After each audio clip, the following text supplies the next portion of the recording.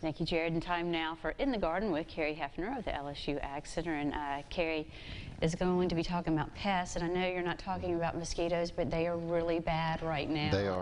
With Yes. the humidity and the rain that we've had. Right. Just being outside a little while last night, I was almost eaten alive, carried away. It can make you pretty miserable. We've come through a long, hot summer, and a lot of our woody perennials are stressed now, too. And I'm going to show you a picture here. This is something called a scale insect. This particular one is called cottony cushion scale. And when you have these in a large mass on plants, they are easily mistaken for a fungus. And what they are doing is they are piercing the bark and going through to the vascular tissue, sucking the sap out. They excrete a sugary liquid called honeydew, and that liquid is colonized by a black mold called sooty mold, and that's why your woody perennials, like for example our crepe myrtles, turn black when they have scale insect infestation. So here are some ways to manage this time of year. You go to the garden center, you want to look for a topical treatment. That is, you're going to look for a product that will coat the insects and basically suffocate them. These are oil-based products. There's an all seasons horticultural oil, which is just a finely, highly refined mineral oil. And then once our deciduous woody perennials go dormant for the winter, you would come in with the dormant oil and put that over the bark and the branches. And then if we wanted to use a systemic way to approach a scale insect issue, that means the plant has to take up the product and metabolize it. We would go ahead and do that now.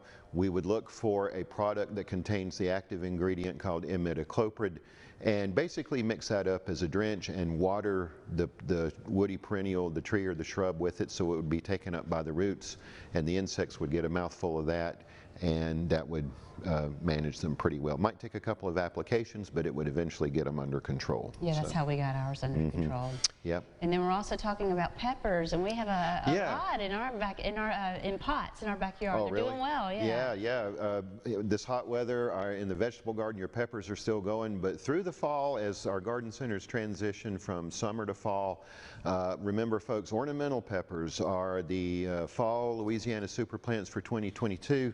That is one called sangria, and yes, they are edible. Yes, they will light you up too. These are very hot, so that's why they're used mainly for ornamentals. But remember, just about all the ornamental peppers this fall are Louisiana super plant selections for 2022. They're fun to cook with. Oh yeah.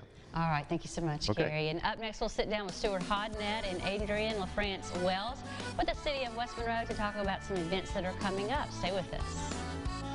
Trade names are used by the LSU Ag Center for clarity and information purposes only. Neither commercial endorsement of specific products nor a recommendation to the exclusion of similar products is implied.